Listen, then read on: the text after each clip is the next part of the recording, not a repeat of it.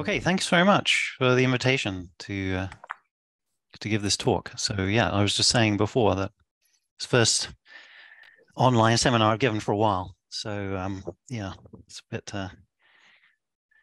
got some nostalgia for the COVID era.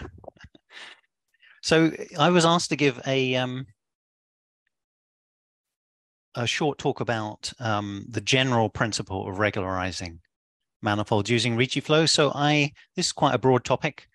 I've picked out a few examples of how this is working, and my main aim is to somehow illustrate the variety of things that are going on at the moment. So let me start with some background. So looking at the audience, I know quite a few people in it, and most of you are familiar with Ricci flow, but let me say just a few words. So this is something, of course, coming from Richard Hamilton, 1982. And the general principle is that you've got a family of Riemannian metrics, which we'll always be calling G of T. Traditionally, it's had T varying in some time interval, including 0. Quite a lot of the time, it makes more sense to work on an interval like that, but it's more often than not an interval like that, or going from minus infinity. And G of T is supposed to satisfy this partial differential equation here. So you push the metric in the direction of -2 times the Ricci tensor. Okay, so the part of the theory that most people are familiar with is this sort of theory on closed manifolds that started right at the beginning with Hamilton's work. So the foundation for that is that if you have a manifold, a smooth manifold that's also compact, then you can actually start the Ricci flow for some time, depending on maybe a upper curvature bound on the manifold. And the iconic application that most people have heard of is this one I've just written at the bottom here. So if you have a closed three manifold with positive Ricci curvature, then as you start flowing, I mean, maybe the manifold is getting smaller, like if you had a round sphere, it would just be shrinking. But if you keep renormalizing so that the volume is the same, then the flow will exist for all time and converge to a constant sectional curvature manifold, spherical space form. Okay, so today things will be a little bit different. So what we're going to look at is situations where one of these conditions here in particular is not true. So in particular, we might be considering rough initial data and considering non-closed initial manifolds. So some examples of the rough initial data would be, for instance, you could try to start with a metric space of some form. It's a little bit too general if I just say that, but this does actually work and has applications in certain situations. We'll see one of them very briefly in a minute. Another example of a rough initial space would be maybe some sort of cone. The simplest form, maybe a Riemannian cone, or polyhedral space. Perhaps there's some activity involved in trying to understand polyhedral spaces using Ricci flow, and one of the things you really need to do is work out how to get the flow going. And there's also a rather complete theory in the situation where you start with rough surfaces. Sorry. So in the two-dimensional case. So I may say a few words about that, but not very much, if anything. Okay, so we have this closed hypothesis in the original work. So generally, I think most applications recently have involved non-compact M. So in the two-dimensional theory, there's a particularly nice theory for the non-compact case. I mean, the two-dimensional theory will actually apply if you specify any initial surface. So it doesn't have to be a smooth surface with any smooth metric. You don't need any control on the topology of M or its compactness or on the metric, you can always flow. Other situations that where non-compact works, well, we'll see one where you impose, for instance, some sort of lower Ricci curvature bound and some sort of non-collapsing condition. As long as you specify the non-collapsing in the right way, then you can get the flow going. Okay, another thing that I will be mentioning indirectly is this idea that you maybe flow a manifold which is perhaps incomplete. So that seems like a rather bizarre thing to do. If you're coming from a sort of cold position. Or another thing you might want to do is well, you might want to start a flow with something that's incomplete and make it complete, or we'll see later an instance where you have to actually start with something incomplete and flow through an incomplete, a family of incomplete metrics. Okay, so all of these turn out to be very related. So, the first two are very related to this idea of regularization, and the techniques involved in handling situations like this are very related. And in particular, this third one, this sort of local flowing, is extensively used to understand the other ones. Okay, I wanted to mention in one slide another situation where there's some sort of regularization going on. This is an idea of Hamilton from the 1980s.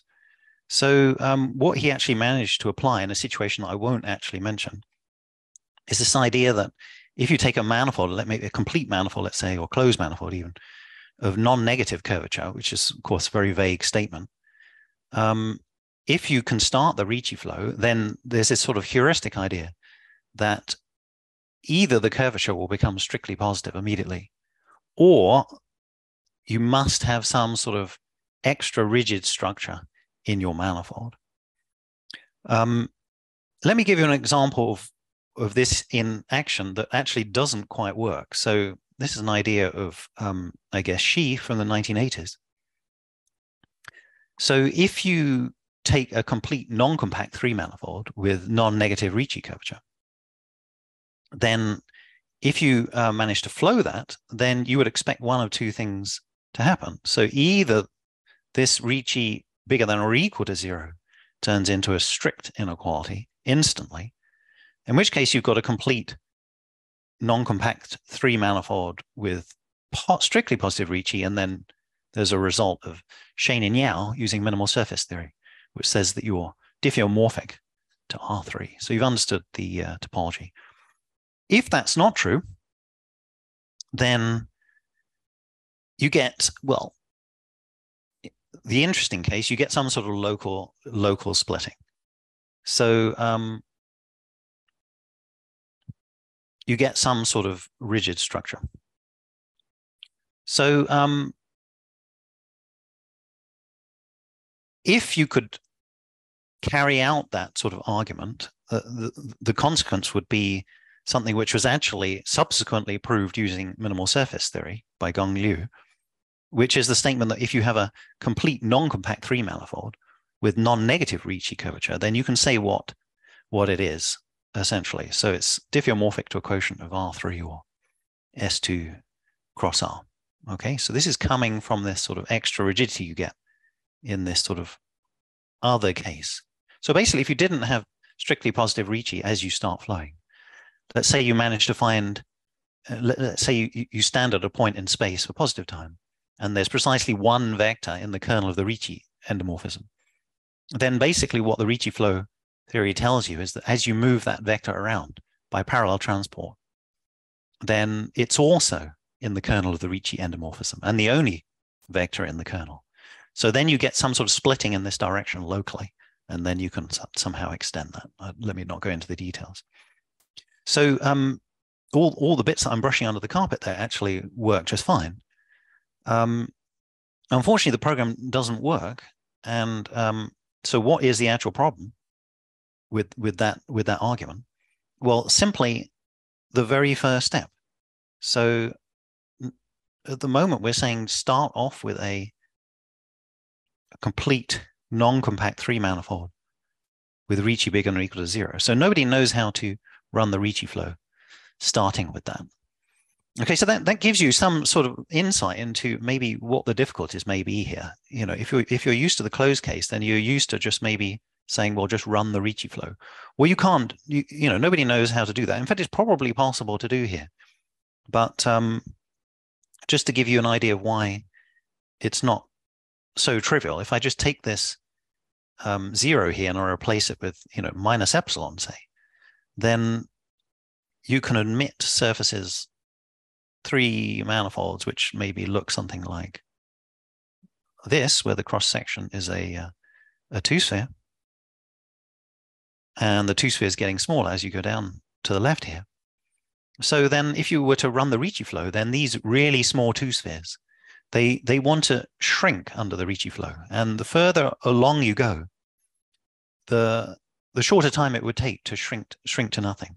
So you wouldn't even expect there to be a flow for even a short time. Okay, so you've got to be careful, and that this is maybe good motivation for one of the theorems that we'll see shortly in terms of regularization. Okay, so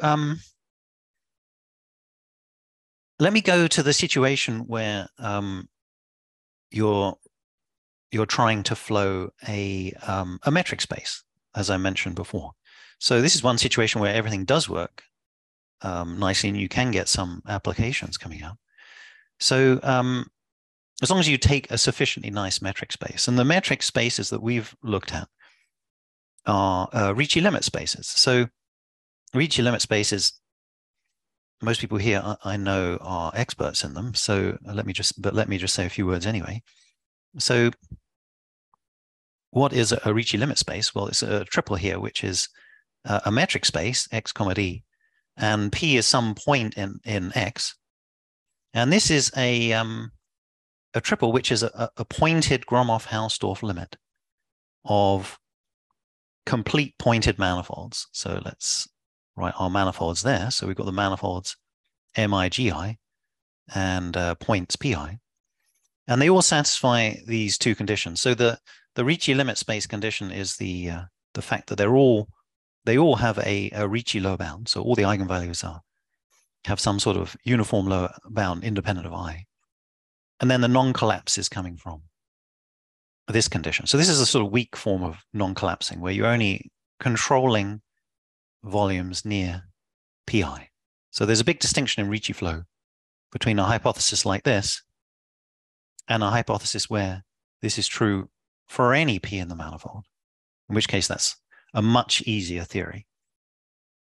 Okay, so if you had this control for any p, this is actually this is something that you can flow using Ricci flow, using modern Ricci flow theory. Okay, so that's what a Ricci limit space is, and so as maybe an example, then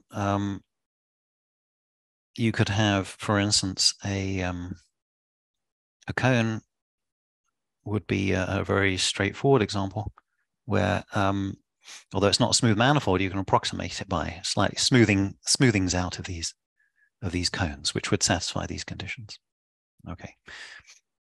So generally, they can be very rough in multiple different senses. So, for instance, in 2 dimensions, you're in the Alexandrov setting. So a boundary of a convex set in R3 would be an example. That could be obviously pretty rough, but it could actually be a lot worse than that in the sense that the topology could be very bad. So if you take a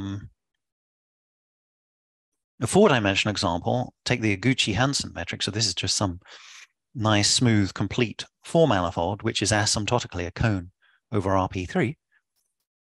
Then, well, this is Ricci flat. So you can start blowing it down, and you have a Ricci lower bound of 0, in fact. So you may as well just put 0 here.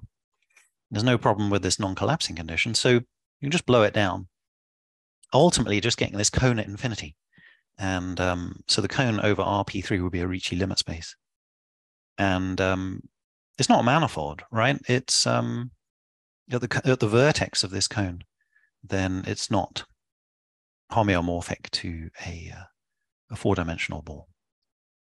Okay. Nevertheless, if you restrict to 3 dimensions, for instance, then you can prove that this sort of bad stuff doesn't happen.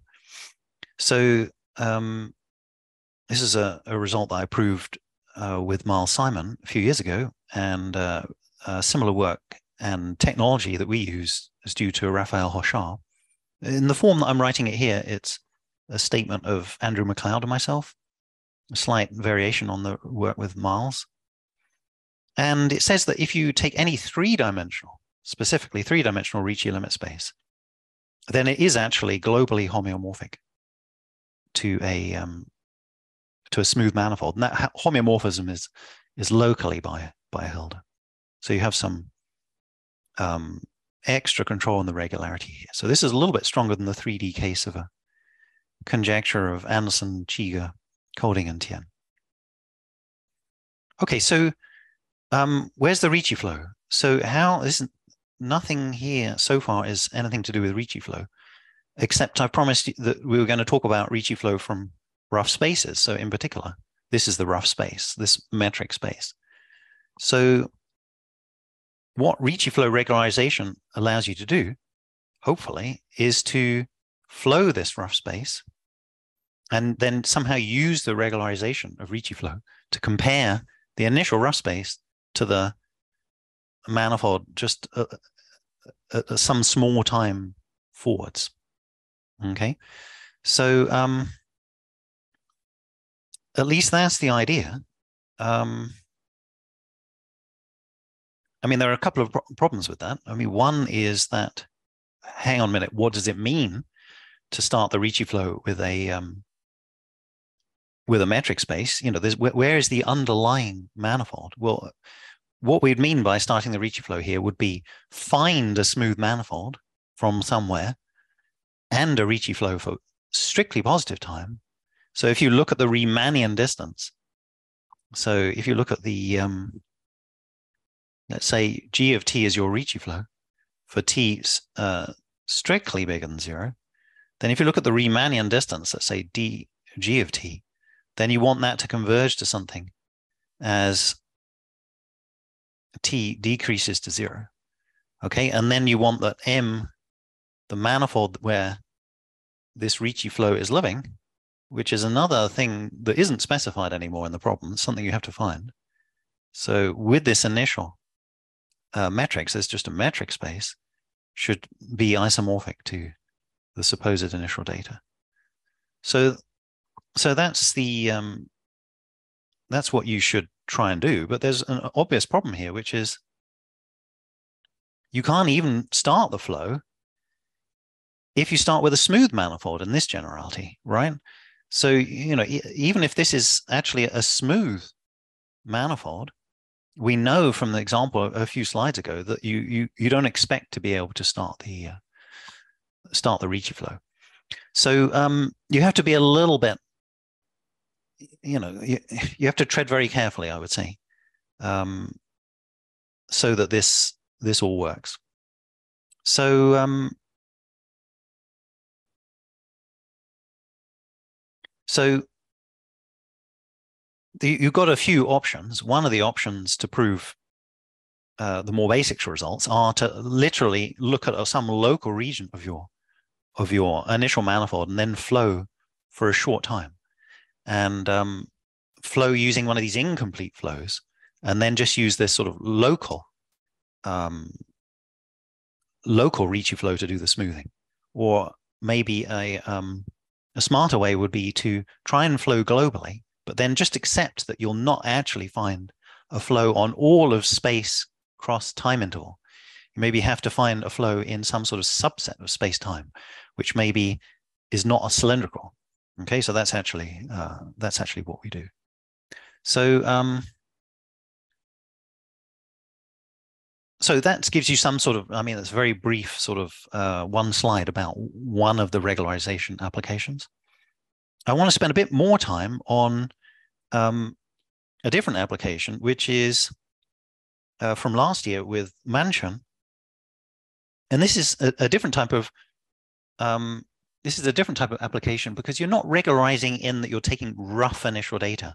You're regularizing using Ricci flow to regularize infinity of a manifold. So this is another idea that's sort of bubbling around in the theory, but is not very often somehow isolated what's going on. So before I talk about the Ricci flow, let's talk about the actual application. So this is a resolution of so-called Hamilton's pinching conjecture. And the conjecture precisely says what's written on this slide. So if you take any complete three manifold satisfying this condition here, then it's got to be flat or it's got to be compact. Okay, so let me just interpret this condition here. So this is saying not only that Ricci is bigger than or equal to 0. So all the eigenvalues are bigger than 0, but they're all comparable.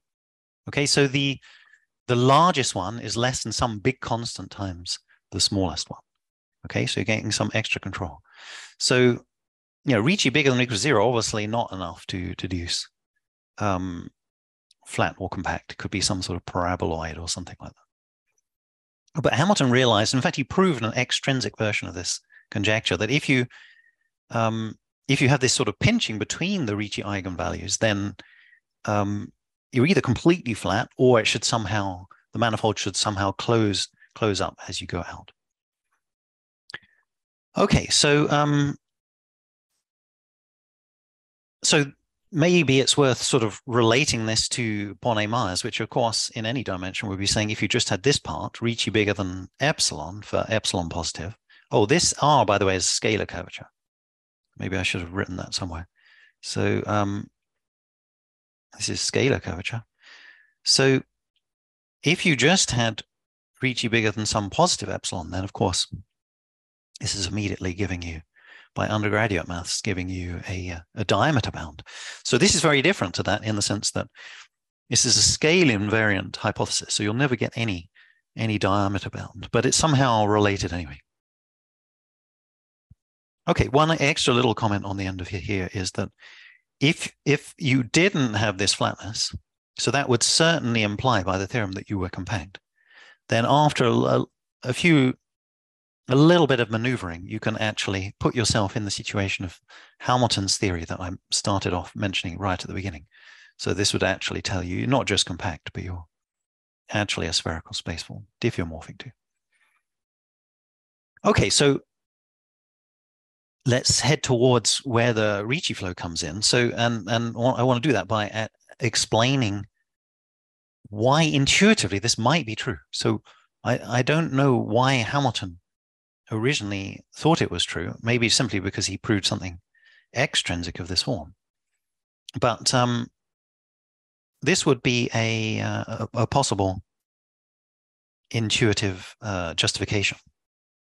So let's say you knew for some reason that the three manifold did have cubic volume growth, okay? So then what you might want to do is then just blow down.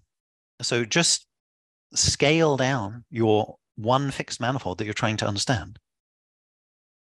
And if you do that, because of the Ricci lower bound, because of the Ricci bigger than 0, when you scale down, you still have that.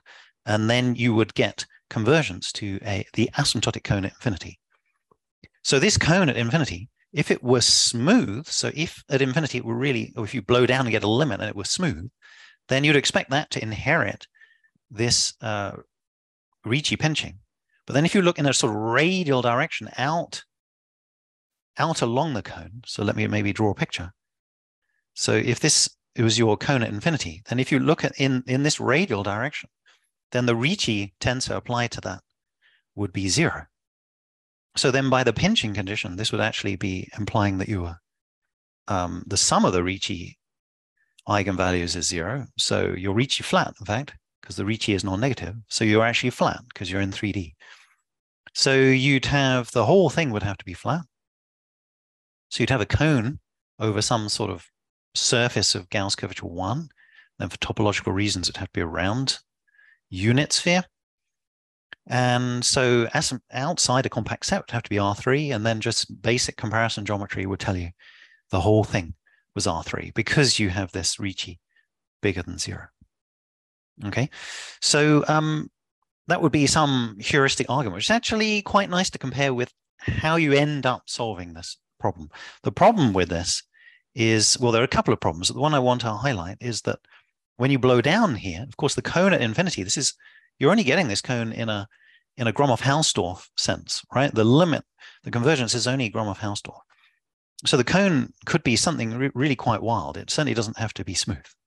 Okay, so we're going to use Ricci flow to somehow regularize it, but we're not going to regularize just that one manifold or just that one infinity. We're going to do something a little bit smarter, which I'll come to in the next slide. Before I finish this one, then let me go back and talk about the attributions, which I've omitted to do. So in this form, then maybe a little bit misleading, but correct to say it was first proved in this paper of Manchin and myself.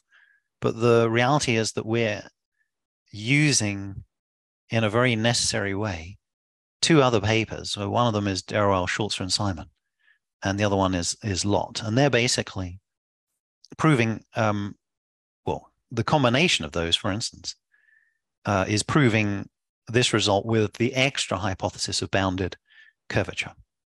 So it's a little bit like the old sort of Xi argument that doesn't work. You know, all this argument with Xi classifying Ricci non-negative manifolds, that does work if you add an extra bounded curvature hypothesis.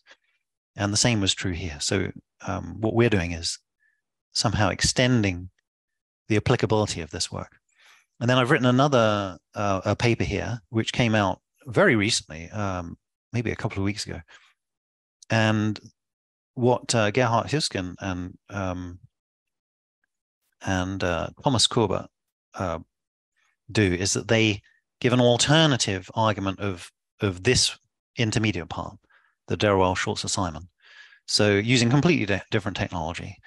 So this theory here is using lots of Ricci flow theory and RCD space theory, and this alternative, which came like a year later, is using inverse mean curvature flow techniques. Okay, so let's try to understand how you would use Ricci flow in order to solve this problem of regularization. You know, this problem, this cone at infinity is not regular. So let's outline a strategy which in some sense dates from the work of Chen and Zhu in 2000, at least in this sort of heuristic way that I'll explain it on this one slide. So let's say you have a complete 3 manifold, which has this Ricci pinching hypothesis. So that's just the Ricci bigger than epsilon times scalar. But it isn't flat and it isn't compact. So it's the opposite of what we were trying to prove, right? So we're going to try to get a contradiction. So let me break down a strategy in 4 steps. So the first step would be, let's take this supposed counterexample and start the Ricci flow with this, and we're going to hope for a sort of regularization. So I've written here scale invariant regularization. So I'll say what I mean by scale invariant in a second. So this is the basic curvature estimate that we're considering. So this is the size of the full curvature tensor. This is less than C on T. T is time. So this should be true for all positive time. So for very small t, you have no control, right? It could be as bad as you like. I mean, this is a smooth manifold, but as you go out to infinity, the curvature is blowing up generally. Okay, so another way of writing this would be maybe the any sectional curvature is controlled like C on T. That would be maybe a better way. And scale invariant means if I do the natural scaling of the Ricci flow, so scaling space and time in a way that's sympathetic to parabolic equations, then the new scaled flow should satisfy the same estimate with exactly the same C. Okay, if I had t to any other power here, then it would not be scale invariant. Okay, so this is the perhaps arguably one of the most natural sort of decay rates, as it were, the one that appears most, I would say. Okay, so given a Ricci flow like that, which I'm going to hope exists for all time, in fact, then let's do this parabolic rescaling. So let's blow down parabolically. So what I've done here is define some new Ricci flows, and they are given by this formula here, and this is the formula of this parabolic rescaling. So we're scaling distances by a factor lambda I to the half, okay, because this is the metric, but we also have to scale time. So that would be scaled by the square of what you scale the distances by, the usual parabolic scaling. So this is a Ricci flow. And let your lambda I be a sequence going down to 0. So you're blowing down not just in space, but also squashing in time. And let's hope that you have some compactness. So this is a good thing for compactness. As soon as you get control on the curvature, then parabolic regularity theory kicks in. It controls every derivative of everything. So this actually gives you C infinity uniform estimates. So you can hope for so-called Cheeger-Gromov-Hamilton conversions. So Cheeger-Gromov conversions, but in space-time. So people often append the Hamilton who first considered that sort of thing. Okay, so we're trying to get an analog of a cone at infinity that we had before. You know, we were scaling down individual manifolds before, and getting a cone at infinity. Now we're scaling down space-time. So we're trying to get a sort of asymptotic flow, if you like, the analog of an asymptotic cone at infinity. Okay, so and just as when you scale down maybe Ricci non-negative manifolds, then you expect something that's conical, then, or there's a long story behind that I'm not going to go into, then the same should be true in Ricci flow for more or less the same reason. So we can hope that the thing that these GIs converge to, let's call it G infinity, has some sort of analog of conical. So self-similar, let's say. So the more technical term would be expanding gradient Ricci soliton. Okay, if you either know about that sort of thing, or if you don't, then just think self-similar. Okay, so as I say, it's a little bit like it being conical at infinity. Okay, so and as I say, yeah, so this is the property that intuitively you'd hope to get out. Okay, so once you maybe have that, at least in this heuristic picture, then a final argument would be that if you have one of these very special things, then it's incompatible with the pinching. A little bit like I said, you know, if you have an actual cone that's smooth, then, well, in the situation we were considering, you know, we took this radial direction, which has 0 Ricci. So that made everything flat. And then very quickly we were actually working with R3, in fact. Okay, so I quite like this strategy in this level of detail, although it's not totally correct. I mean, step 4 was probably the easier one, and there are a few papers along this line. The one that will actually do everything for you is a result of Derowell, but he's building on other people's work. People like Laney, for example. Let me not say too much more about that bit. So this step 3 here is it's not exactly how you end up doing it, but it's for all intents and purposes, it basically is what works. And this is the bit of Derowell, Schultzer, and Simon. To make this parabolic blowdown work, you need some sort of cubic volume growth. So this bit here is the you'd need something like John Locke did some years ago. Ironically, the bit that was not working until the work I did with Manchon is this beginning bit, you know, starting a Ricci flow. So let's go back to this idea of she before from the 1980s. Take a manifold, 3 manifold, Ricci non-negative, try and start the flow. Nobody knows how to do it. Still nobody knows how to do it. But that's almost the situation we're in. The only thing we've got in addition here is that we have some pinching conditions, one extra little bit of information, and that's actually enough to make the theory work. So let me state that in a theorem. So here's the theorem. So with mention, so if you're in this situation where you have a complete non-compact three manifold, and you have this pinching condition just as identical to as we had before, then you can start the flow. So not only you have a short time flow, you even have a flow for all time. That's definitely not true if you only, if you drop the pinching hypothesis. It's just not true. Okay, so it starts with the right initial data. Obviously, it does have the right scale invariant decay. So this is the sort of regularization part, but it also preserves the pinching that you had initially. Okay, so in this hypothesis, you basically got sub G zeros here. Remember, R is the scalar.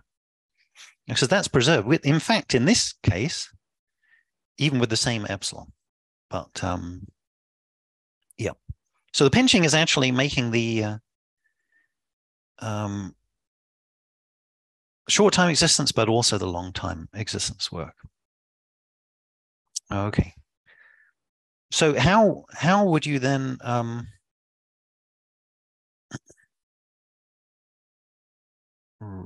right.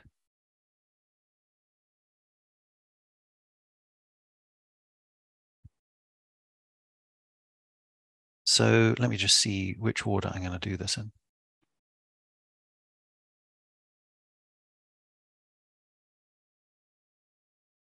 Okay, so let's do the proof first. So we're trying to get a, let me just quickly go back. So we're trying to get a solution which exists for all time, and it lives on the whole manifold M. And what we're going to do is prove a local existence theorem and construct this global solution out of it. So let me state a local existence theorem. So this looks a little bit similar before you actually read exactly what's happening. So the way I'm phrasing it here, which is not quite how it's done in the paper, maybe a little bit cleaner for the purposes of today.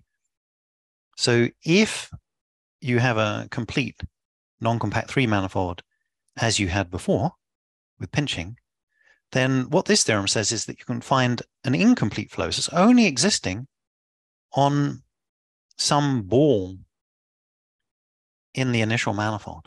Okay, so it takes the whole manifold, just takes one local region. Then on that local region, it starts evolving the metric. It doesn't do anything with the metric outside. You forget about the metric outside. So you get a solution also just for some finite time interval. So it has similar hypotheses as before.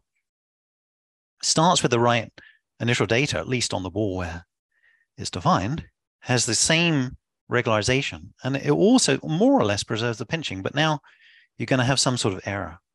Okay, so over the lifespan of this flow, you may lose a little bit of pinching.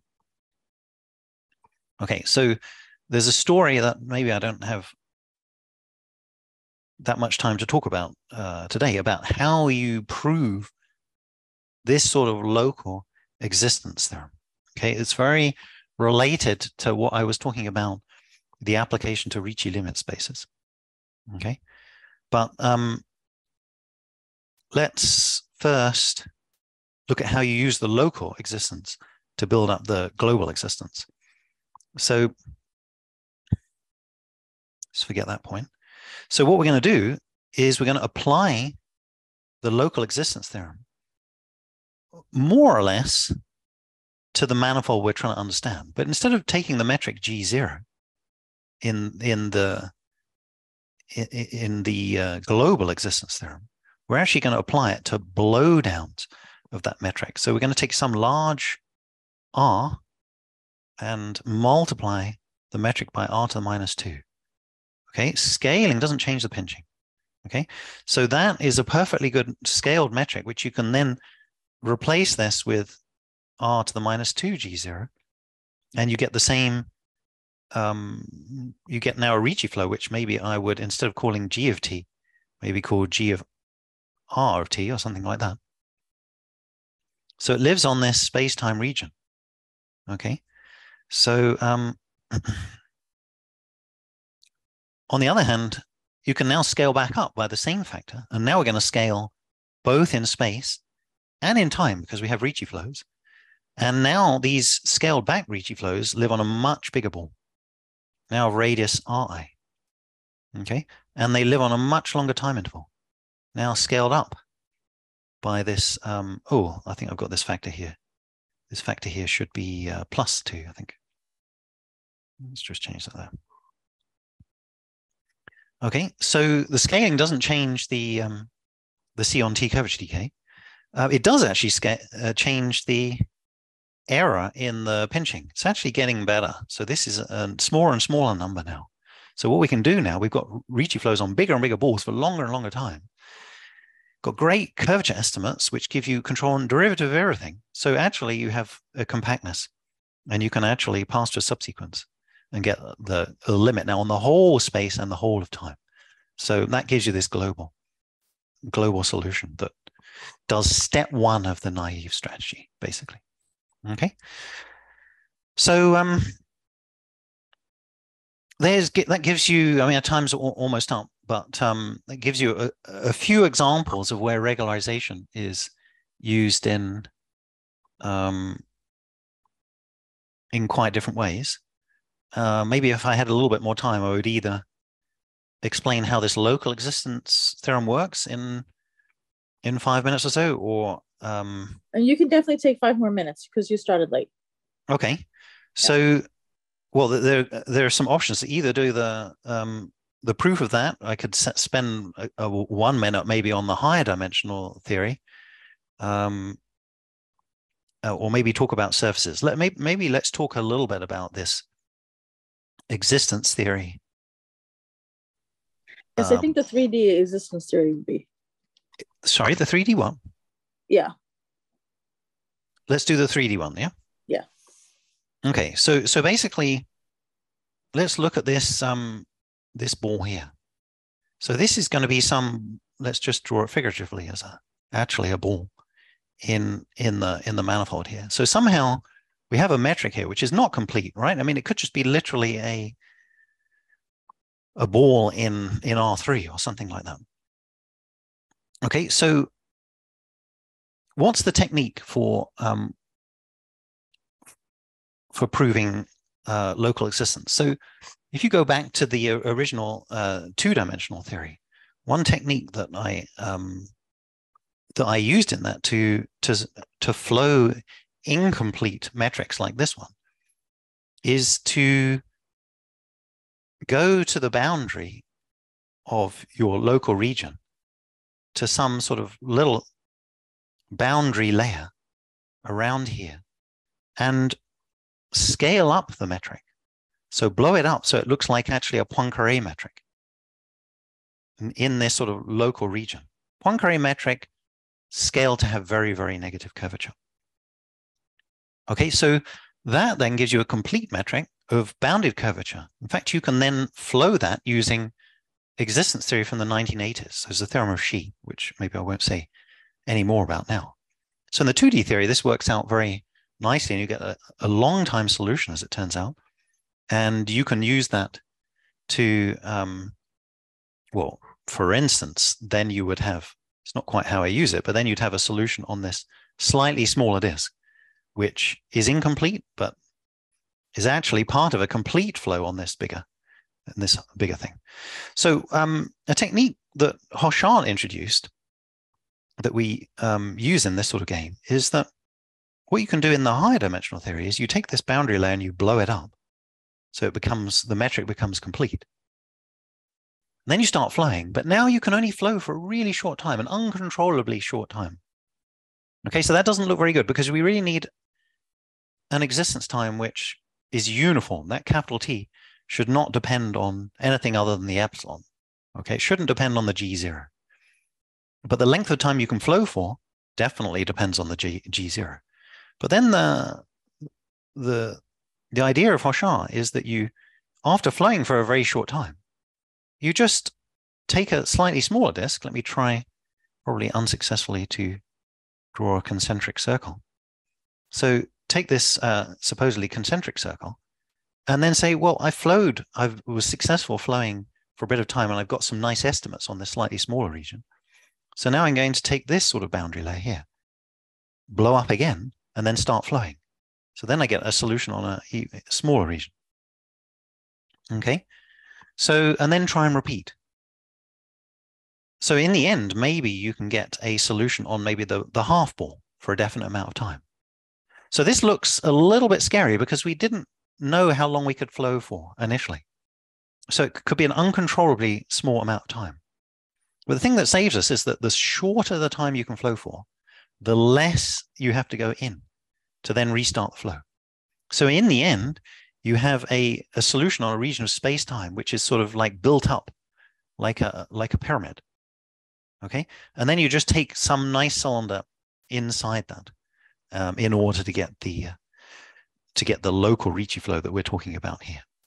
Okay. So along the way, you've got to prove lots of estimates to make this work. But I think that's a fairly honest account of what you do in this game. Okay, so that's probably exactly my time up. So let me stop there.